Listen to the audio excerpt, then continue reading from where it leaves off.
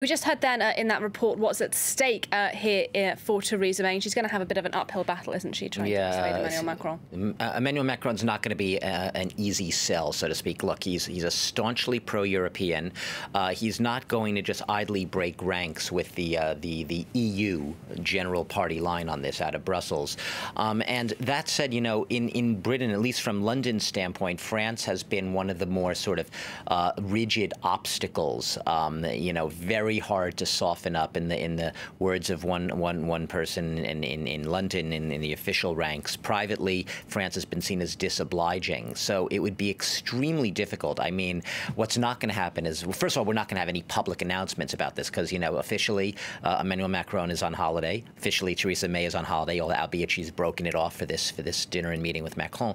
They're not going to have any announcement about what goes on behind this and within those fort's walls when they're having that dinner. But in a best case scenario, you'd have Emmanuel Macron basically saying, we totally stand by and support Theresa May's so-called, you know, white paper plan, her plan for exiting the European Union, even if that's at odds with the official line out of Brussels right now. That's not going to happen.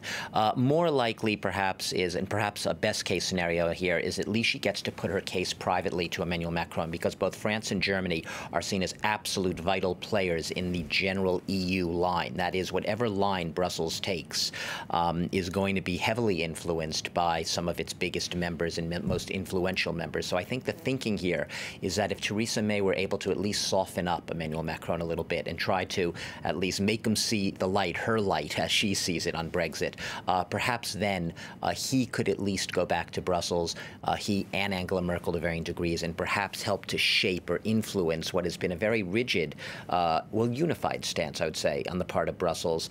Brexit is Brexit, and we are not going to change or overhaul the terms of this deal to please Britain. You know, it's up to Britain. They see right now the onus really on Britain, whose people voted for Brexit, in order to sort of do the hard work now of negotiation.